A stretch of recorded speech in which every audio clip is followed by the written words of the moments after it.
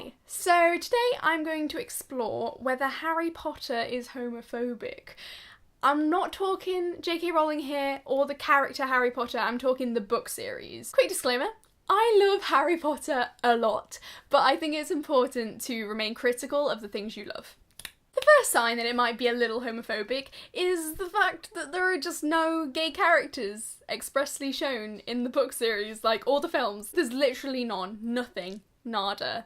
No gays. Of course, this could be because the book's told from Harry's perspective, and he is a straight boy. You could say that there were gay couples at Hogwarts, but Harry was just too clueless to notice. However, I wondered just how many heterosexual couples that Harry was aware of.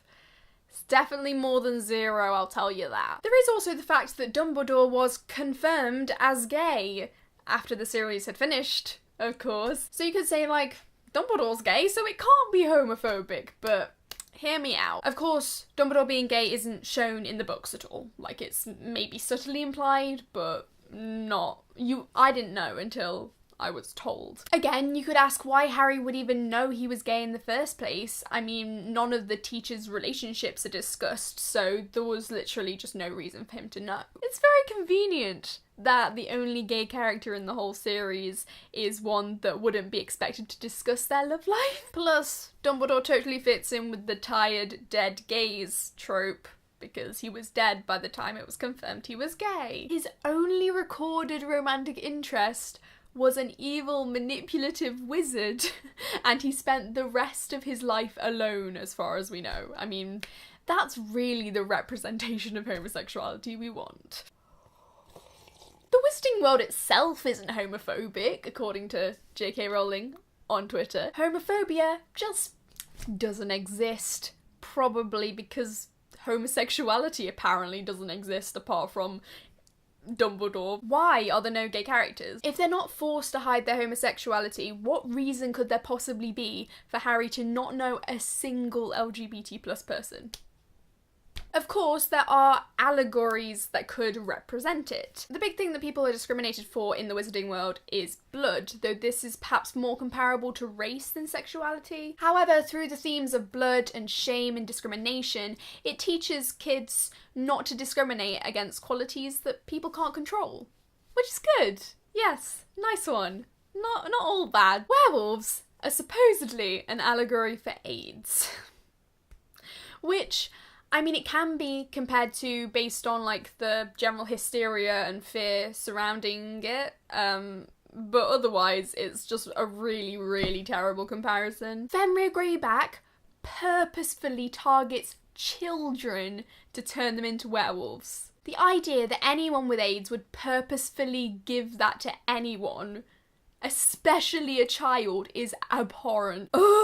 Now, let's talk queerbaiting. If you're unaware, queerbaiting is showing a close relationship between two characters of the same gender, which looks like it should turn into a romantic relationship, but never does. Writers often use this to bring in queer audiences without turning away homophobic audiences. I do a little test to figure out if it's queerbaiting or not. Just imagine one of the characters is male and the other is female.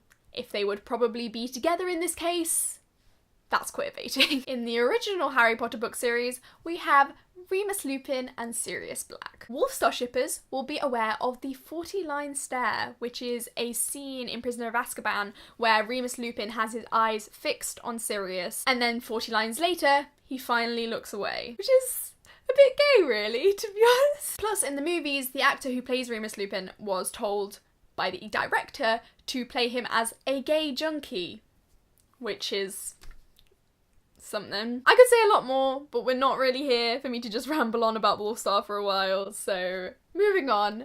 Albus and Scorpius from Cursed Child. Albus and Scorpius are the epitome of queerbaiting. They're best friends, they get jealous of each other's romantic relationships, and they hug a lot. Again, I could say more, but I'll just link Are They Gays video on the topic, because that goes into way more depth than I ever could. You could be thinking, but J.K. Rowling couldn't have made any of these characters gay. They came into her mind being straight, and we're not gonna just have diversity for diversity's sake, though that's like a whole nother video. But I think you're wrong. And here's just a few characters that could have been gay in Harry Potter, or just LGBT+ in general. Sirius Black. He was somewhat flamboyant, if we're going by the stereotypes. He was rejected by his family for who he was. He was in love with Remus Lupin. Who said that? What? No. Shh. Seamus Finnegan and Dean Thomas. Albus and Scorpius, as previously mentioned. Or just some random Gryffindor who asked someone of the same gender to the Yule Ball. Like, that would not be that hard to add in. It would just be like one line just to show that it exists.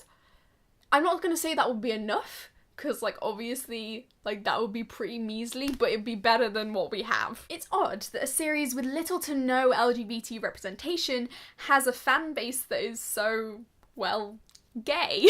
Maybe because we're nerds and LGBT kids tend to flock to nerd culture because it sometimes has less restrictions than mainstream culture has. It only takes a quick Google to find tons and tons of Harry Potter fanfiction, and most of it has 100% more LGBT representation than the actual series has. On AO3, a popular fanfiction site, there are 73,000 works featuring male-male relationships. That's almost double the works with male-female relationships. We are starved of representation in the art we love, so we're forced to create our own. And you know what? Sometimes it's better than the original. I'll leave some links to some fanfictions and stuff that I like in the description, but to be honest, I'm sure you can find your own. There's some really great art inspired by Harry Potter out there that is very, very LGBT. You know what's not homophobic? A Very Potter musical. What a Very Potter musical, it's better. I could have also talked about Fantastic Beasts in this, but I just don't consider it to be particularly part of the universe, to be honest, so we'll just pretend that never happened, because that was also not fantastic. Is Harry Potter homophobic? You decide. There's a comment section there for a reason. Let me know what you think. Okay, bye! Don't know anything, but you talk endlessly. Don't know what it means.